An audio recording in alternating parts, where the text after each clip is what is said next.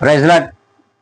ప్రభువైన యేసుక్రీస్తు నామమున అందరికీ కూడా ఈ ఉదయకాల సమయమున శుభాభివందనములు తెలియజేసుకుంటున్నాను. ప్రతి ఒక్కరికి శుభములు కలుగును గాక.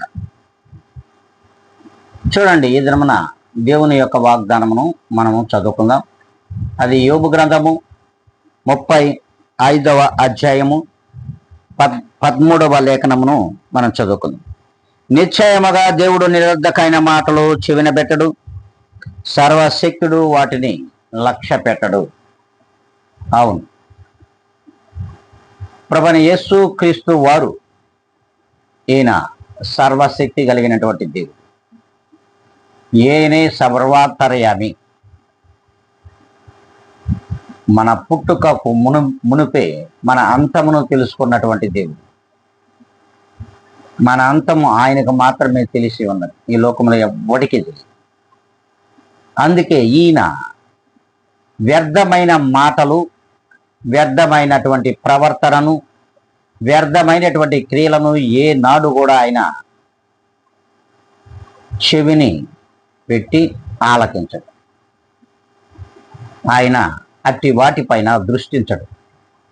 కనుకనే నీవు అట్టి సర్వశక్తుడైనటువంటి ప్రభువైన యేసు క్రీస్తు నందు ఒక లక్ష్యముతో జీవించాలి. ప్రభువైన యేసు క్రీస్తు కొరకు నీవు మరి జీవించేవాడిగా ఉండాలి.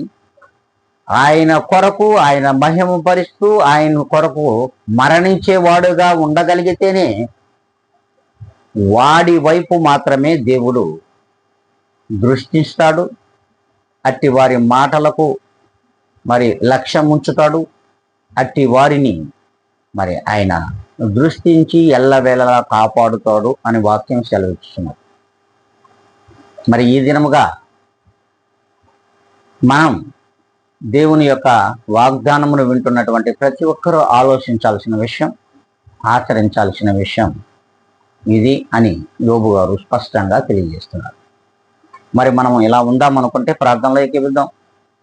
పరిశుద్ధుడా, ప్రేమ స్వరూపి, నీ పాదములకు కృతజ్ఞతలు, స్తుతి స్తోత్రములు నీకు ఇచ్చిన ఆయుష్కాలమును బట్టి ఈ దినమున మమ్మల్ని సజీవుల లెక్కలో వచ్చి నీ వాగ్దానములను వినడానికి కావలసినటువంటి చెవులను, గ్రహించడానికి కావలసిన హృదయములను నీవు ఇచ్చినందుకు మీకు ఎనలేని కృతజ్ఞత, స్తుతి స్తోత్ర అర్పణలు సమర్పించుకుంటూ నీ వాగ్దానమును మా జీవితాలలోనూ మా బ్రతుకులలో ఫలింప చేయమని యేసు క్రీస్తు నామమున అడిగి వేడుకొని ప్రార్థిస్తున్నాను మా ప్రియ గొప్ప పరలోక తండ్రి. ఆమేన్.